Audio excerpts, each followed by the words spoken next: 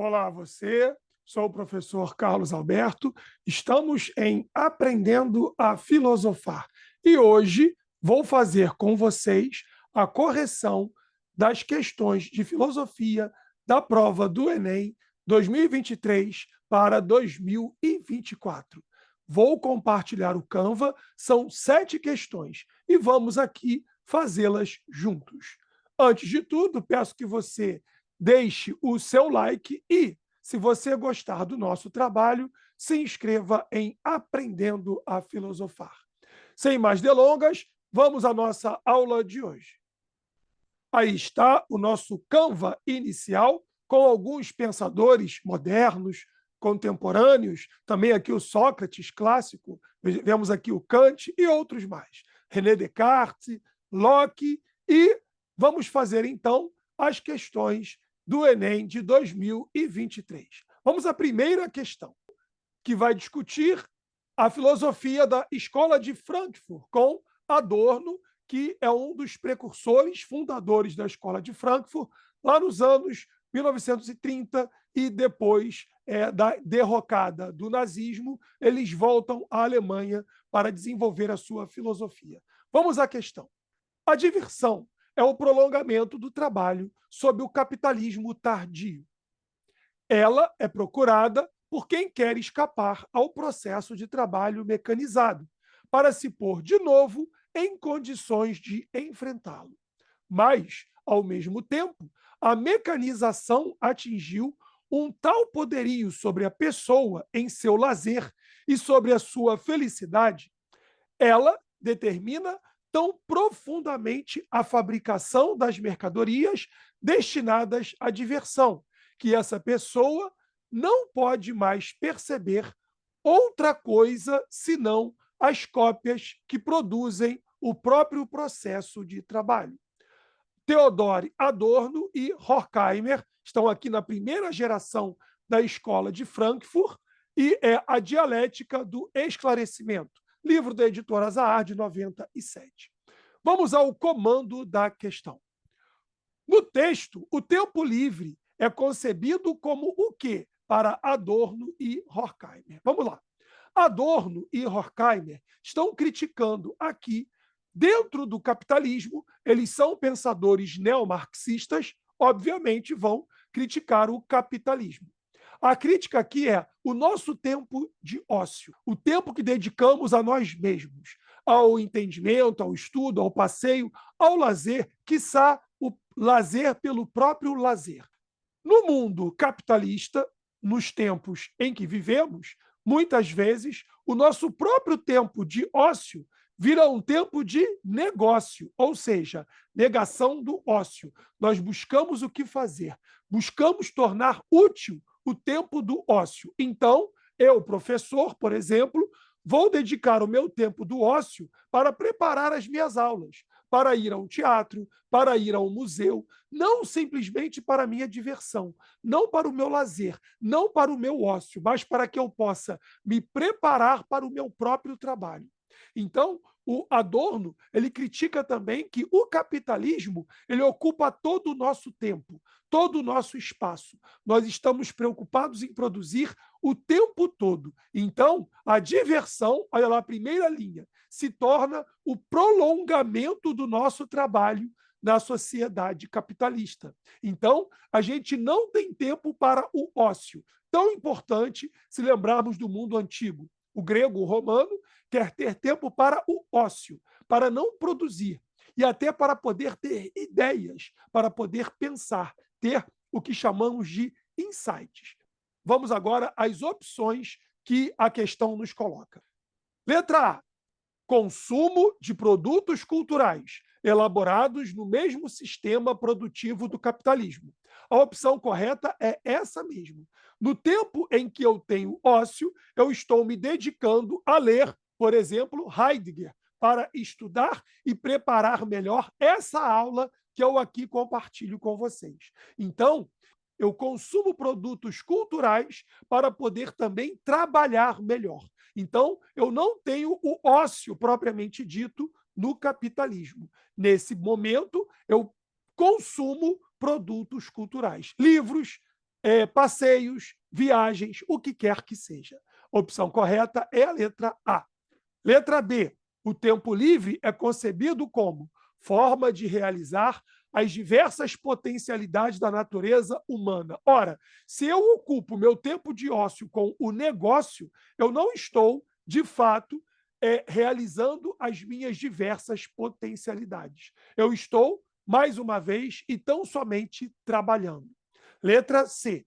Alternativa para equilibrar tensões psicológicas do dia a dia. Bom, aqui não temos uma escola que vai puxar uma filosofia psicologizante, não é isso. Então, não é uma alternativa para equilibrar tensões. Eu deveria ter tempo do ócio e curtir o meu ócio por si mesmo. Letra D. Promoção da satisfação de necessidades artificiais. Bom, não é também o que vai propor aqui a Escola de Frankfurt, embora essa letra D seja o distrator da questão. Você poderia, nesse tempo de ócio, satisfazer necessidades artificiais, mas não é o que quer a Escola de Frankfurt. Eles também querem transformar o mundo, são marxistas, não com uma revolução armada, mas entendendo e conquistando pela forma democrática também e fugindo dessa exploração que temos no nosso próprio tempo no capitalismo. Eles vão propor, inclusive, questões ambientais para serem discutidas no bojo dessa filosofia. Letra E. Mecanismo de organização do ócio e do prazer. Não é. Talvez até deveria ser um mecanismo de organização do ócio e do prazer. Mas, sob o sistema capitalista, o que nós temos é o consumo de produtos culturais. Eu aqui vos mostro um livro, mas poderia ser qualquer outra coisa o objeto de consumo dentro do capitalismo. Número 1, letra A. Vamos à segunda questão da prova do Enem de 2023. Aqui nós temos uma iconografia, uma charge, e aí aparece uma mulher segurando uma lâmpada que se assemelha à lâmpada de Aladim. E vamos aqui ver o que essas imagens, essas representações iconográficas nos mostram. Primeiro, eu queria poder.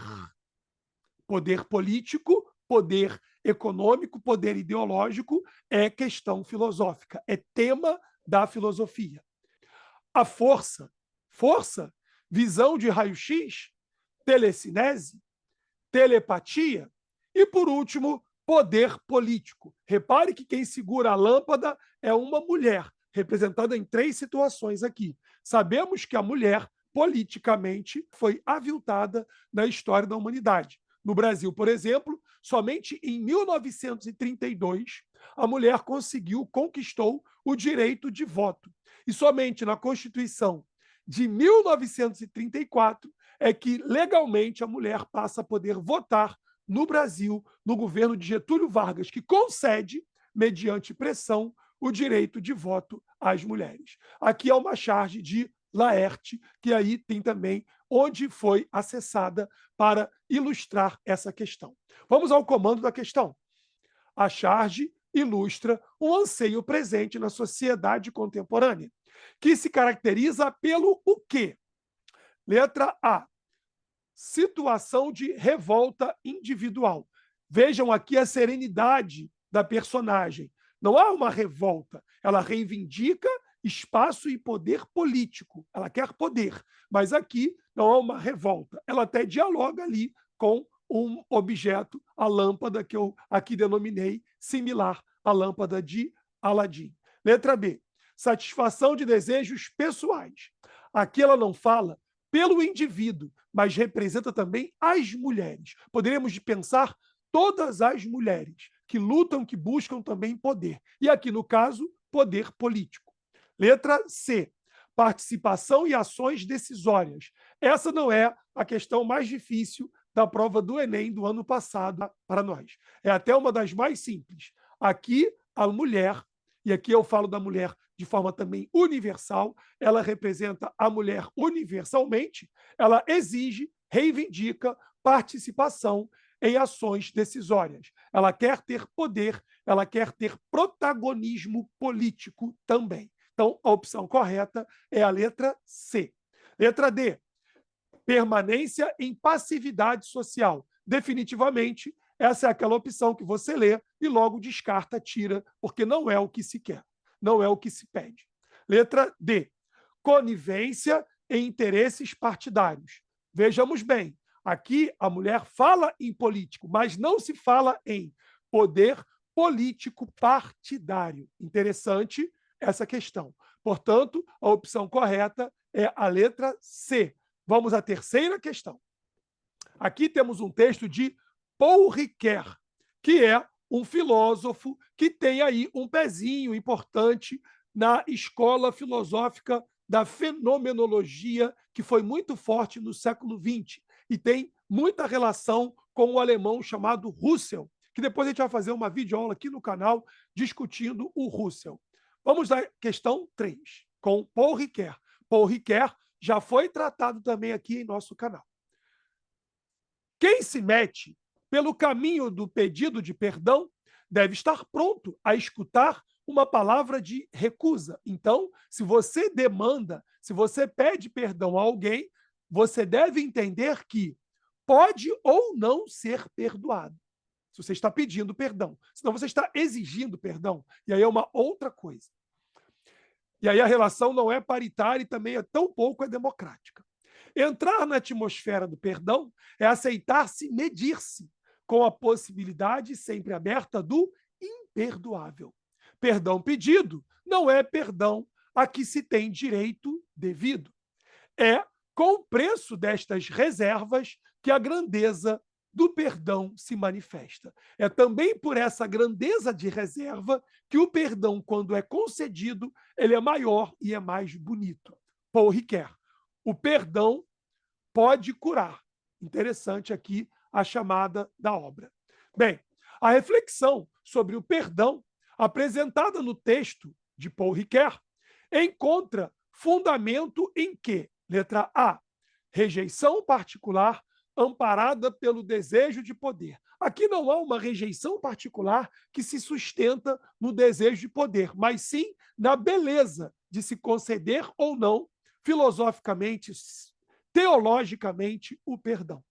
Letra B, decisão subjetiva, determinada pela vontade divina. Veja bem, aqui no texto, em momento algum, a vontade divina esteve no cerne da questão. Então, aqui, o perdão é entre indivíduos, alguém que pede e alguém que concede ou não o perdão. Letra C, liberdade mitigada, mitigada quer dizer diminuída, pela predestinação do espírito. Ora, Paul Ricoeur, filósofo do século XX, não vai falar aqui em predestinação, por favor. Isso seria um debate do início da filosofia moderna, lá com o calvinismo, na reforma protestante. Não é aqui definitivamente uma opção plausível para a gente. Letra C, descarte rapidamente. Letra D, escolhas humanas definidas pelo conhecimento empírico, pela experiência empírica pura. Também não é o que está aqui, tá? Ele fala aqui, ó, é com o preço destas reservas que a grandeza do perdão se manifesta. Aqui esse perdão é algo também de caráter metafísico, vai além do nosso mundo puramente fenomênico. Então, não é algo puramente também empírico. Letra E, relações interpessoais, mediadas pela autonomia dos indivíduos. A opção correta é exatamente essa, a letra E. São relações interpessoais que envolvem pessoas que se relacionam e elas têm autonomia para conceder ou não o perdão. Você pede o perdão e você pode tê-lo ou não. Na teologia do cristianismo católico, o que nós entendemos é o seguinte: se você concedeu o perdão a outrem, o que é muito bonito, não é válido, não cabe você ficar, vamos dizer assim, ressuscitando, aspas, o defunto. Perdão é dado e pronto. Então, eu não vou ficar sempre retomando algo que aconteceu. Eu tive a bondade de lhe perdoar há 5, 10, 15, 20 anos atrás. Perdão dado, se eu quero dar, está concedido e ponto. Assim deve ser. Opção correta, letra E, na questão 3. Vamos à quarta questão, são 7, não se perca. Agora temos uma questão intertextual, dois textos. Um do filósofo Jean-Paul Sartre, um filósofo existencialista francês, discutiremos aqui, e outro aqui de Gabriel Garcia Marques, um grande escritor colombiano que ficou famoso para a gente com 100 anos de solidão. Aqui é um prêmio de um Nobel, que está aqui conosco. Vamos, então, ao texto de Gabriel Garcia Marques. Gerineldo dorme porque já está conformado com o seu mundo, porque já sabe tudo o que lhe pode acontecer após haver submetido todos os objetos que o rodeiam a um minucioso inventário de possibilidades. Seu apartamento, mais que um apartamento, é uma teoria de sorte e de azar. Melhor que ninguém, Gerineldo conhece o coeficiente da dilatação de suas janelas e mantém marcada no termômetro, com uma linha vermelha, o ponto em que se quebrarão os vidros, despedaçados em estilhaços de morte. Sabe que os arquitetos e os engenheiros já previram tudo, menos o que nunca já aconteceu. Gabriel Garcia Marques, o pessimista. Então, aqui a gente vê um fatalismo, a gente vê um determinismo no texto. Ele já sabe o que vai acontecer. Com o termômetro, ele sabe quando o vidro da sua janela vai estilhaçar. Então, é um determinismo. A gente sabe o que vai acontecer. Está tudo determinado para que o pessimista Gerineldo do texto. Vamos ao texto 2. Agora é um texto mais, claro, filosófico de Sartre. A situação é o sujeito inteiro. Ele não é nada a não ser a sua situação. E é também a coisa inteira. Nunca há mais nada senão as coisas. É o sujeito a elucidar as coisas pela sua própria superação, se assim quisermos. Ou são as coisas a enviar ao sujeito a imagem dele. É a total facticidade, a contingência absoluta do mundo. Rapidinho aqui. Contingência é aquilo que pode ou não acontecer. É o que não é fato determinado como algo fatalístico, digamos assim. Do meu nascimento, do meu lugar, do meu passado, dos meus credores. E é a minha liberdade sem limites que faz com que haja para mim uma facticidade. Sartre vai dizer-nos: nós somos aquilo que fazemos daquilo que querem fazer de nós. É o contraponto aqui do nosso Gerineldo. Para Sartre, nós somos condenados à liberdade. Nós somos obrigados a escolher sempre e em todo momento. E, uma vez que nós escolhemos, nós somos também responsáveis por aquilo que nós escolhemos. Jean-Paul Sartre, aqui o texto, O Ser e o Nada, uma obra que eu li quando entrei no curso de filosofia na PUC do Rio de Janeiro, na minha graduação. A postura determinista adotada pelo personagem Gerineldo contrasta radicalmente com a ideia existencialista, que é a base da filosofia de Sartre, contida no pensamento filosófico de Sartre. Por quê? Letra A. Evidencia a manifestação do inconsciente. Bom, o inconsciente, a gente vai entrar numa psicanálise mais freudiana. Não é aqui o caso. Letra B. Nega a possibilidade de transcendência. É isso. Vamos lá. A postura determinista que temos em Gerineldo contrasta com a ideia existencialista contida no pensamento de Sartre. Por quê? Sartre nega a possibilidade de transcendência. Sartre é um filósofo ateu. Então, para Sartre, a nossa vida é essa existência aqui. Não existe uma transcendência. Quando eu e você morrermos, fim, ponto final. Não há uma transcendência. Nós somos aquilo que nós fazemos daquilo que os outros querem fazer de nós. Não somos determinados, nós somos senhores de nossa história, fazemos a nossa história. E, ora, não há também, para Sartre, uma transcendência. Não há uma vida após a morte. Não há um transcendente. Não há Deus, mas sim o mundo dos nossos fenômenos com os quais nós nos deparamos e com os quais nós dialogamos aqui. Não é nada determinado, como quer o personagem Gerineldo de Gabriel Garcia Marques. A opção correta é a letra B. Esta era uma questão difícil da prova do Enem. Sabendo o que é a opção correta, vamos tirar a letra C, D e E. C.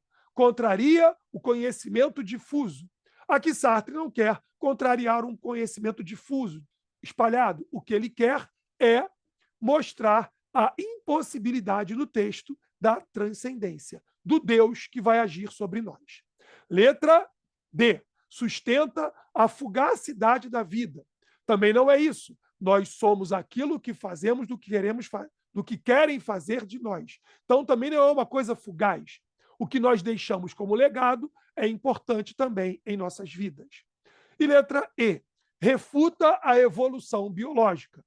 Claro que Sartre não é um homem que vá bater de frente e ser o inimigo da ciência. Ele não quer aqui refutar categoricamente uma evolução biológica. Opção correta, questão 4, letra B de bola. Vamos à quinta questão. Agora temos aqui Michel Foucault. Desculpe aqui a digressão, mas na última aula, em uma escola que eu trabalho, Colégio Nossa Senhora do Rosário, ano passado, eu não tinha dado Michel Foucault para a turma. E eu estava entendendo que era muito provável que Foucault viesse na prova do Enem. Fiz uma aula somente discutindo Foucault. Claro que uma aula não dá para encerrar um pensador tão rico como Michel Foucault, grande pensador francês do século XX, mas eis que veio na prova do Enem Michel Foucault, e vamos fazer aqui a questão do Foucault. Número 5. A economia das ilegalidades se reestruturou com o desenvolvimento da sociedade capitalista. Foucault questiona e critica a sociedade capitalista e também o marxismo socialista, que a gente também experimentou no mundo.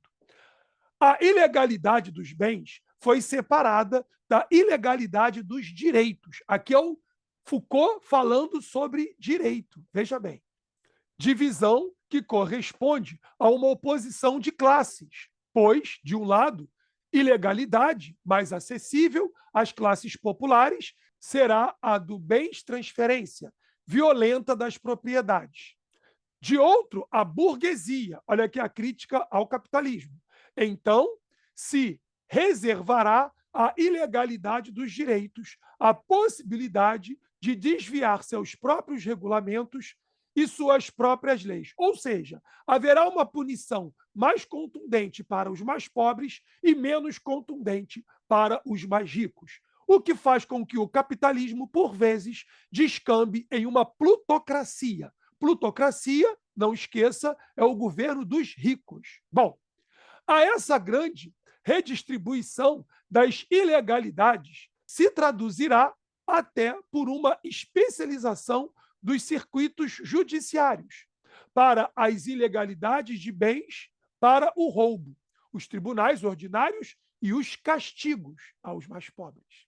Para as ilegalidades de direitos, fraudes, evasões fiscais dos grandes ricos, operações comerciais irregulares, jurisdições especiais com transações, acomodações, multas atenuadas, etc. Não consigo aqui não lembrar do caso recente do jogador de futebol, Daniel Alves, que cometeu estupro e, por ter também muito dinheiro e ter também seus padrinhos que o acolheram, inclusive outros jogadores de futebol, ele acaba sendo solto, isso na Espanha. Então, podíamos dizer uma plutocracia também na Espanha, por um crime que foi comprovadamente cometido. Olha que coisa interessante aqui, como a filosofia do Foucault é extremamente atual. Michel Foucault, Vigiar e Punir, um livro sensacional, cuja leitura eu lhe recomendo. Vamos ao comando da questão agora.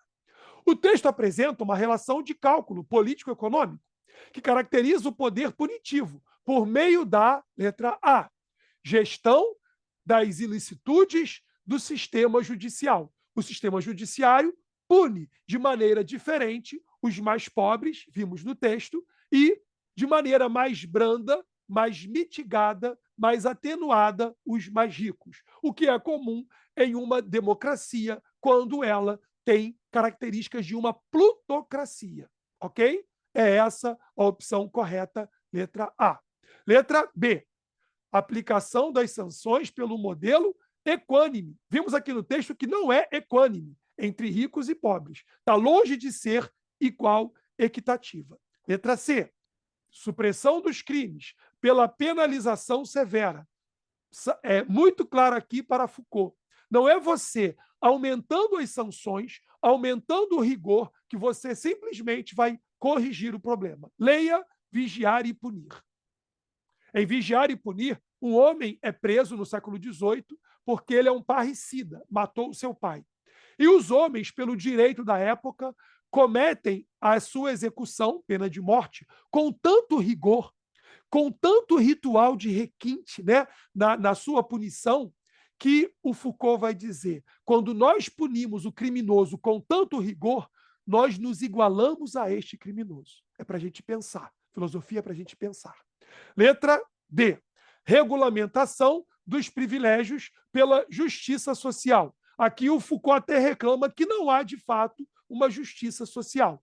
Há um sistema judicial que pune com muito mais veemência o mais pobre e com mais passividade o mais rico. Letra E, repartição de vantagens pela hierarquização cultural. Não aqui falou-se de hierarquização cultural, mas de hierarquização econômica, do poder econômico que acaba afetando o sistema judicial. Uma ótima questão, claro, vindo de Foucault, não poderia ser diferente. A opção correta é a letra A, a gestão das ilicitudes pelo sistema judicial, que trata de maneira diferente, de acordo com quem é o criminoso também. Vamos a número 6. Agora vamos a Merleau-Ponty, um filósofo do século XX que tem um pezinho na filosofia da fenomenologia. Veremos aqui, vamos lá. Eu poderia concluir que a raiva é um pensamento. Que estar com raiva é pensar que alguém é detestável. E que esse pensamento, como todos os outros, assim como Descartes o mostrou, não poderia residir em nenhum fragmento da matéria, porque para Descartes nós somos corpo e alma. Tá? Somos duas substâncias, uma substância corpórea e uma substância espiritual, uma alma.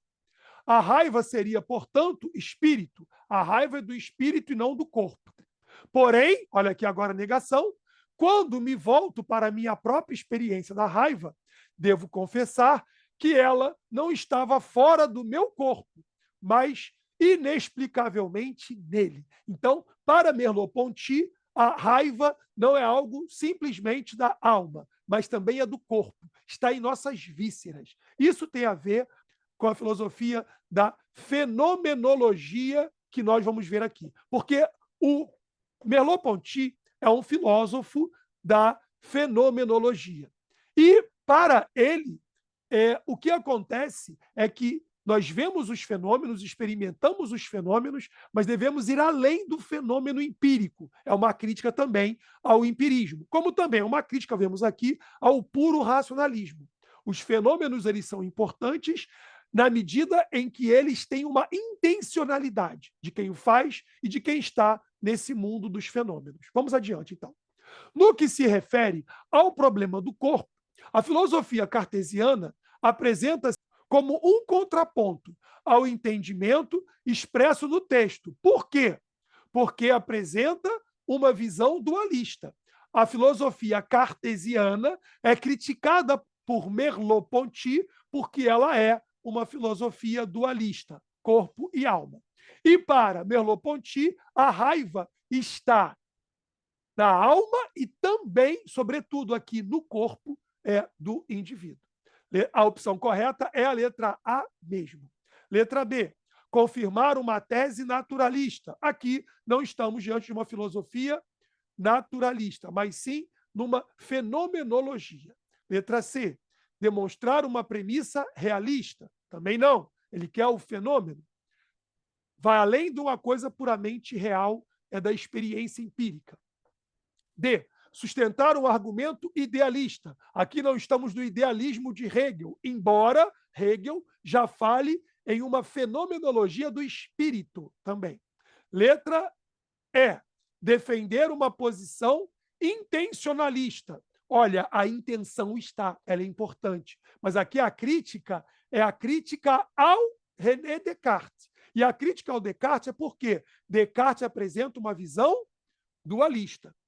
A fenomenologia defende uma posição intencionalista. A intenção é importante no fenômeno. Tudo bem. Só que aqui o comando da questão é a crítica à filosofia cartesiana. E a crítica à filosofia cartesiana é porque ela apresenta uma visão dualista. Opção correta, em Merleau-Ponty, criticando Descartes, é a letra A. Vamos adiante. Questão número 7. Chegamos à única questão desse ano de filosofia antiga. Questão 7, com Machado de Assis. Não tinha outra filosofia, nem eu.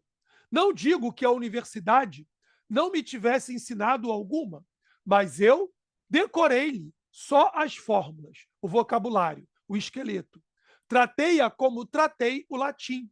Embolsei 3 versos de Virgílio, 2 de Horácio, uma dúzia de locuções morais e políticas para as despesas da conversação. Tratei-os como tratei a história e a jurisprudência. Colhi de todas as coisas a fraseologia, a casca, o que está por fora, a ornamentação. Memórias Póstumas de Brás Cubas, Machado de Assis, que é um grande filósofo. Aqui ele fala dos nossos sofistas. É uma crítica também aos sofistas. Da casca, do bom argumento, mas que nos ludibria, que nos engana. Bom, vamos lá. A descrição crítica do personagem de Machado de Assis assemelha-se às características dos sofistas, contestados pelos filósofos gregos da antiguidade, porque se mostra alinhada ao quê? Elaboração conceitual de entendimentos. Os sofistas não querem uma elaboração do conceito, que vale para todos os homens, todos os tempos e todas as épocas. Isso é o que quer Sócrates e Platão. O sofista quer nos fazer vencer o argumento, com uma boa fraseologia, como vimos aqui no texto de Machado de Assis, muito bem escrito, por sinal. Letra B, utilização persuasiva do discurso. É isso? Opção correta, letra B. Se quer fazer um discurso bonito, persuasivo, que ludibrie, que engane o outro. Essa é a crítica de Sócrates, Platão e também de Aristóteles aos sofistas. Opção correta, letra B.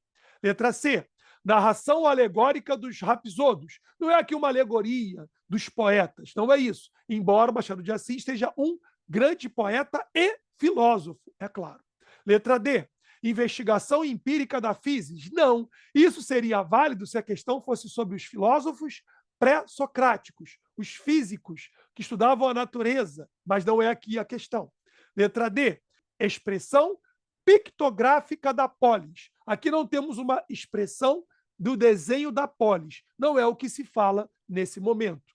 Não é uma questão política de história. Então, a opção correta é a utilização persuasiva do discurso pelos filósofos sofistas. Opção correta, letra B.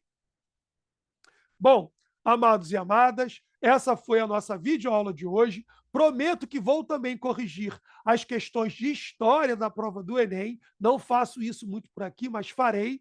E é o que nós vamos encerrar por hoje. Agradeço a todos e todas. Um grande abraço, paz e bem. E que o nosso bom Deus vos abençoe. Tchau, tchau.